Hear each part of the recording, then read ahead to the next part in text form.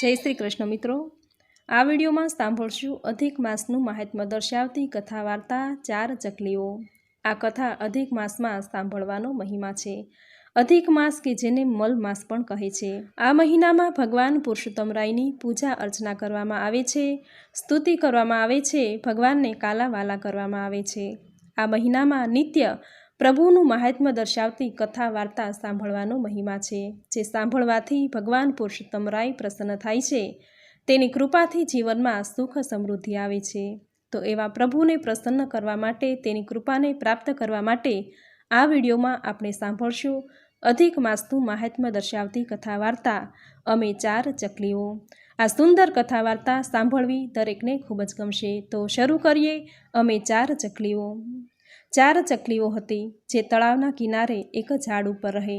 તેવામાં અધિક માસ આવ્યો। ગામની વહુવારું તળાવના કિનારે વાસણ માંજવા આવે, પછી ઝાડના છાંયે બેસી અલક મલકની વાતો કરે છે। તેમાં એક જણ બોલી કે કાલથી પવિત્ર પુરુષોત્તમ માસ બેસે છે, એટલે આખો અધિક માસ નદીએ નાહવાનો, કાંઠા ગોરમાની પૂજા કરી ગીતડા ગાવાનો આનંદ આવશે અને આપણા મનોરથ ભગવાન પુરુષોત્તમ રાય પૂર્ણ કરશે। બધાયની ભેગા ગામના ગોરાણીમાં પણ હતા। તે બોલ્યા કે હા બાઈ, પુરુષોત્તમ ભગવાનનું વ્રત કરીશું, નકોરડા ઉપવાસ કરીશું, એકટાણા કરીશું અને જો એ ન થાય તો ધારણા પારણાય કરીશું। એક જણી બોલી કે બાઈ, આપણાથી તો ઉપવાસ કે એકટાણા થાય નહીં, ભૂખ્યા રહેવાય નહીં। એટલે ડોશીમાં બોલ્યા કે જો બાઈ, મેં સાંભળ્યું છે કે જે જમાડવામાં માને તે જગદીશ પાસે જાય, જે જમા કરવામાં માને તે જમલોકમાં જાય, જે જમવામાં માને તે જશલોકમાં જાય। એટલે વ્રત નિયમ કરે, જમાડવામાં માને, બ્રાહ્મણોને ભોજન કરાવે તે ભગવાન પાસે જાય છે। ધન દોલત હોય તેમાંથી દાન પુણ્ય ન કરે એને જમ આવીને લઈ જાય છે। ઉપવાસ ન કરે, નીમ લે નહીં અને માત્ર ખાવામાં જ જીવડો રહે તે માંદો પડે અને દવાખાને જાય। માટે વ્રત નિયમ તો કરવા જોઈએ, ઉપવાસ તો કરવા જોઈએ। આમ વાતો કરતાં બધાય વિખરાય છે। ઝાડ ઉપર બેઠેલી 4 ચકલીઓમાંથી આ બધી 4 ચકલી વાત સાંભળે છે અને 4એ નીમ લીધું। એક બોલી કે હું તો આખોય માસ ઉપવાસ કરીશ, બીજી બોલી હું તો એકટાણું કરીશ, ત્રીજી બોલી હું ધારણા પારણા કરીશ, ચોથી કહે ના ભાઈ, આપણાથી ભૂખ્યા રહેવાય નહીં હો, ખેતરે દાણા છે થોકમાં। આ સાંભળી 3 ચકલીઓ બોલી કે ભોગ તારા બાઈ। પછી તો બીજા દિવસથી અધિક માસ શરૂ થયો। 4 ચકલીઓ સરોવરમાં સ્નાન કરે છે, ઉપવાસ કરે છે, એકટાણા કરે છે અને ધારણા પારણા કરે છે। ચોથી ચકલી આખો દિવસ ચણ કર્યા કરે છે। આમ પુરુષોત્તમ માસ પૂરો થયો છે। સમય જતાં 4 ચકલીઓ પ્રભુને પ્યારી થઈ ગઈ અને 4 ચકલીને બીજો જન્મ થયો। બીજા જન્મમાં જે ઉપવાસ કરતી હતી એ ચકલી રાજાની રાણી બની અને જે એકટાણા કરતી હતી એ મોટા ધનપતિના પુત્ર સાથે તેના લગ્ન થયા। જે ધારણા પારણા કરતી હતી ત્રીજી ચકલી, તે બીજા જન્મમાં ખાધે પીધે સુખી ઘરમાં પરણી। હવે રહી ચોથી, પણ એ તો ખાવામાંથી નવરી જ નથી થતી, તો એનું ઠેકાણું ક્યાંય પડે નહીં। પરંતુ તેમ છતાંય જેમ તેમ કરી તેનું ઠેકાણું પડ્યું અને ચોથી ચકલી એક મજૂરના ઘરમાં ગઈ। એવામાં પુરુષોત્તમ માસ આવ્યો। અધિક માસ નાવા આ 4 નદી કિનારે જુદી જુદી આવી, પણ જ્યાં એકબીજા પર નજર પડી કે તરત જ ઓળખી ગઈ। 4ને પૂર્વજન્મનું જ્ઞાન હતું, તેથી ઓળખી જતાં એકબીજાને ભેટી સુખ દુઃખની વાતો કરવા લાગી। પેલી મજૂરણ કહે, તમે 3 સુખમાં અને મારે તો મળે તો ખાવાનું નહીતર ફાંકા।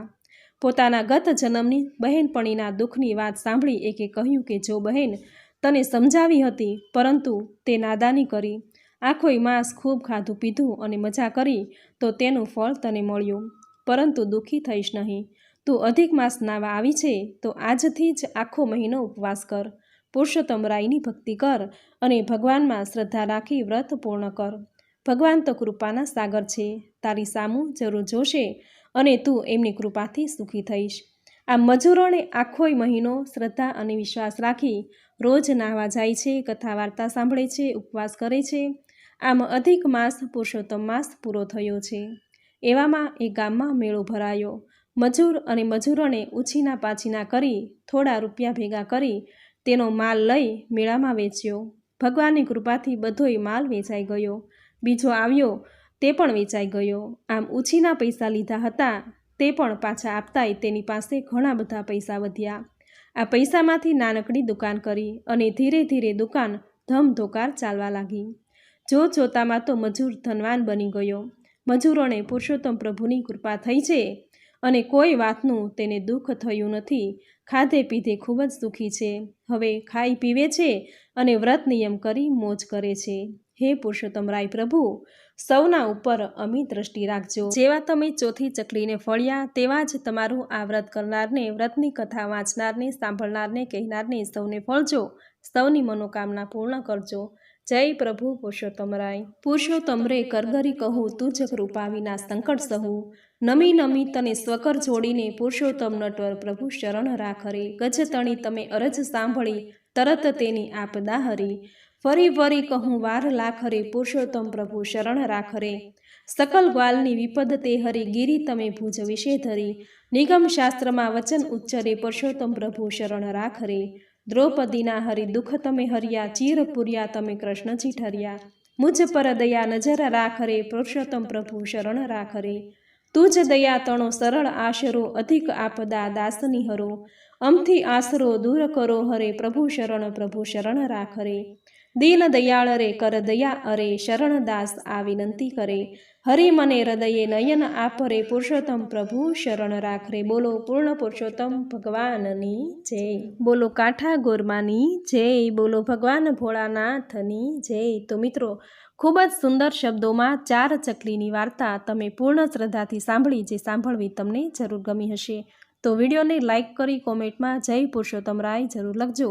ચેનલ પર નવા છો તો ચેનલ સબસ્ક્રાઈબ કરી બાજુમાં બેલ આઇકન પ્રેસ કરી દેજો, જેથી આપણા આવનાર દરેક નવા વિડીયો, અધિક માસની દરેક કથા તમને સૌથી પહેલાં મળે.